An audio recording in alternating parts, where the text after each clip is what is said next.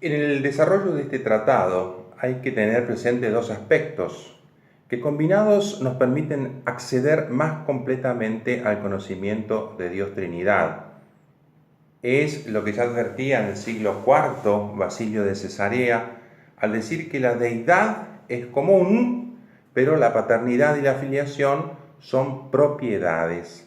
De la combinación de estos dos elementos, es decir, de lo que es común y de lo que es propio, acontece en nosotros el entendimiento de la verdad.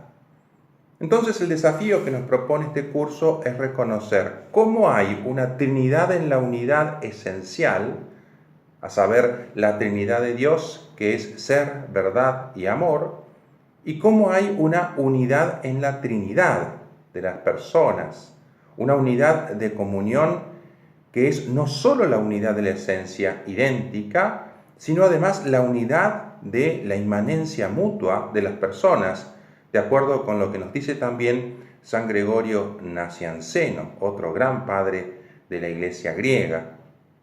Os doy una sola divinidad y poder, que existe una en los tres y contiene los tres de una manera distinta. Cada uno considerado en sí mismo es Dios todo entero. Dios los tres considerados en conjunto.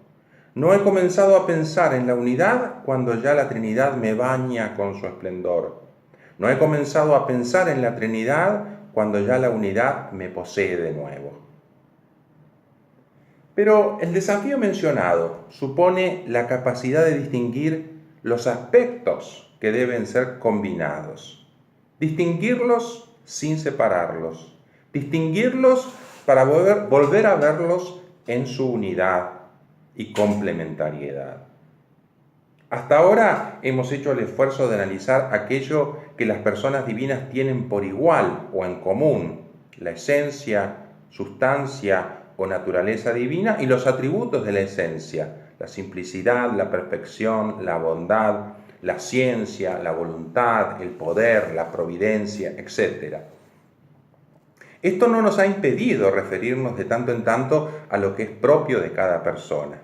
Es lo que ha sucedido especialmente al momento de recuperar el dato bíblico y patrístico.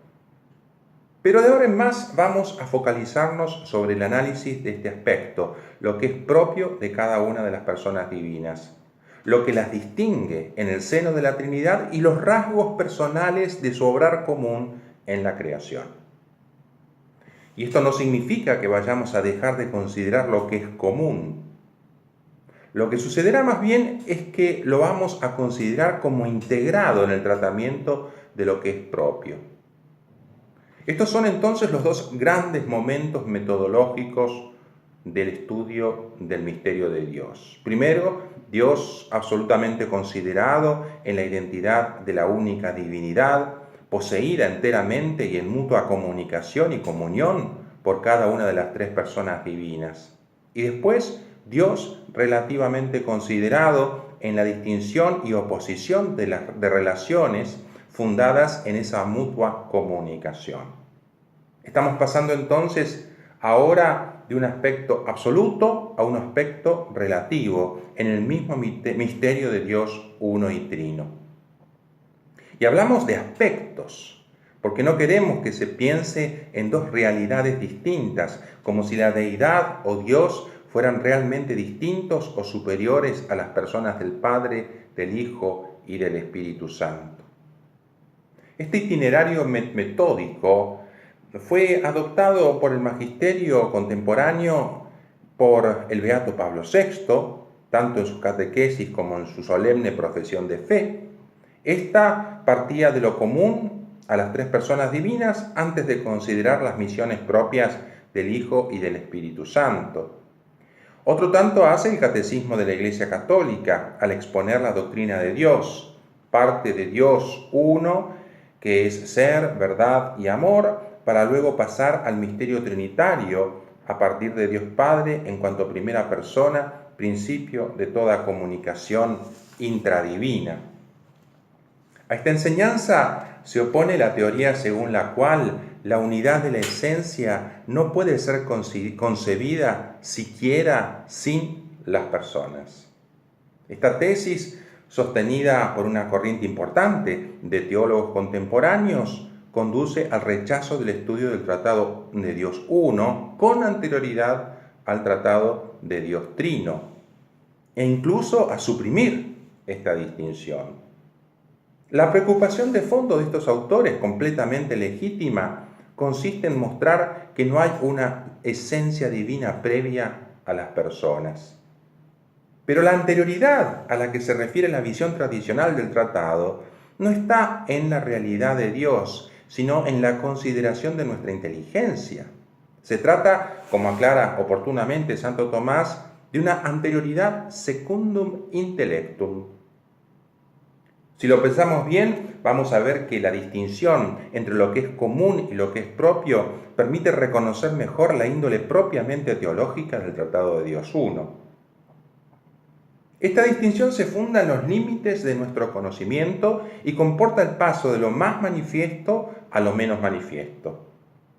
Santo Tomás lo indica cuando afirma que la distinción entre lo que concierne a la esencia común y lo que concierne a las personas divinas se desprende del orden de nuestro entendimiento. Lo que aparece en primer plano en esta distinción es el orden de nuestros conceptos en la captación de la realidad de Dios según su mayor o menor generalidad. Y entonces, dice el Santo Doctor, según el orden de nuestro entendimiento, lo común es anterior a lo propio, porque está incluido en la intelección de lo propio, pero no a la inversa. Esto es fácil de captar. El concepto de hombre es anterior al concepto de Sócrates, porque está incluido en su intelección, lo que no se verifica en sentido inverso. Podemos pensar en lo que significa hombre sin pensar en ese hombre concreto que fue Sócrates. De modo semejante, nuestro conocimiento de la esencia común, la naturaleza divina, precede naturalmente a nuestro conocimiento de la propiedad personal, la paternidad, la filiación, etc. Así, por ejemplo, el estudio de las procesiones divinas, que es como la punta del ovillo del tratamiento sistemático de la Trinidad de personas, supone el estudio de las acciones divinas inmanentes desarrollado al momento de estudiar los atributos operativos de Dios, su conocimiento y su amor. Demos ahora un paso más para intentar comprender que la situación del conocimiento de lo común a las tres personas no es idéntica a la situación del conocimiento de lo propio de cada una de ellas. El primer conocimiento, el de la esencia común, permanece incompleto como indeterminado sin el segundo. El de las propiedades personales, depende enteramente de aquel, sin derivarse o deducirse de él, porque en la intelección directa de la persona se incluye de modo oblicuo o concomitante la intelección de la esencia, lo que no se verifica en sentido inverso. Dicho de un modo más sencillo, si se puede considerar la esencia o naturaleza divina prescindiendo de las personas divinas, aun cuando dicha consideración sea incompleta, no se puede de ningún modo considerar las personas sin la esencia, que está comprendida en su definición, por así decirlo, es decir, en lo que las identifica.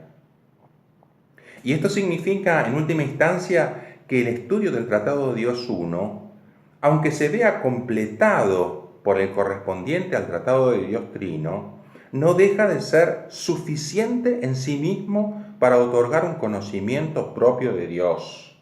Lo contrario sería como negar un conocimiento propio de Dios al judío o al musulmán. En cambio, el estudio del Tratado de Dios Trino supone necesariamente el estudio de los contenidos fundamentales del Tratado de Dios Uno. De manera que, si queremos acceder a un conocimiento teológico del misterio de Dios, no podemos obviar este orden de la disciplina teológica que nos pide considerar primero lo que está supuesto en la comprensión de lo segundo, de lo que sigue. Es decir, primero lo común, luego lo propio. Esto lo hacemos tanto en la división del conjunto del Tratado de Dios como en las consideraciones de las temáticas particulares. Cada vez que consideramos algo referido a las personas divinas, estamos suponiendo el conocimiento de lo que tienen en común. Y tenemos que intentar que seamos conscientes cada vez que estamos estudiando a las personas, de que hay algo que es común a las tres, que está en juego. Debemos entonces intentar capitalizar continuamente, rememorar y profundizar todo lo que hemos estudiado sobre la unidad, sobre Dios, en la unidad de su esencia, para introducirnos más profundamente en el estudio correspondiente a las personas divinas en su distinción.